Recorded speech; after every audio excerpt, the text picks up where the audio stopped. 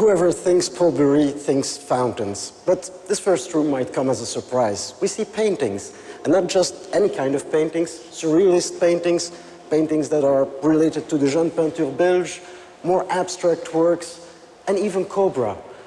How did he come there? Well, as a young artist, he needs to find his way, and that he does under the influence of other artists and friends. First surrealism, but he realizes pretty soon that that is not the way to become an original artist, so he needs to discover his own way.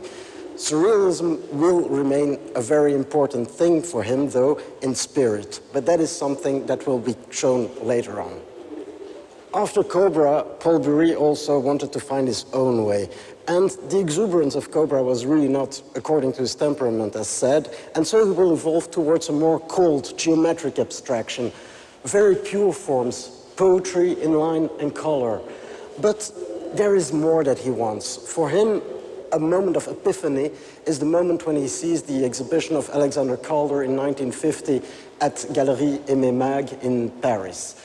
That's the moment that he realizes that movement can also be a way of expression. And it is only in '53 that he will find a first solution to include movement in his works, les plans mobiles.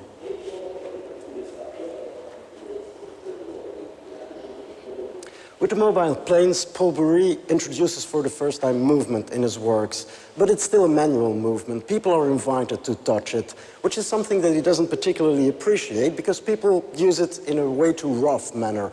So he will use little motors. And also, as we could see with the plan mobile, he's still very close to geometric abstraction, to a painterly tradition.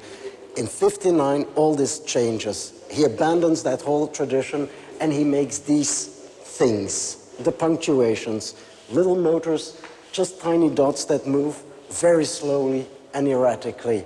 And it's with these kind of works that Pol Bury will manage to make a name for himself as one of the founding fathers of kinetic art.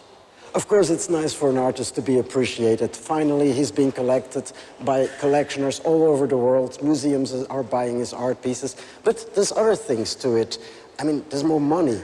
And not only for himself, also for his art. So he can start working in metal. At first, he will start with pieces where he will make experiments with different shapes, more curved, round shapes.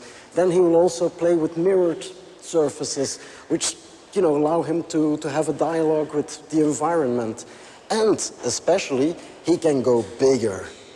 Bigger also means that there are some technical problems because the little engines that put these pieces into movement are sometimes not strong enough. And that's where he will try to find a solution, and the solution will be water. He will add water as a source of power to put the sculpture into motion. This is where the fountains are born.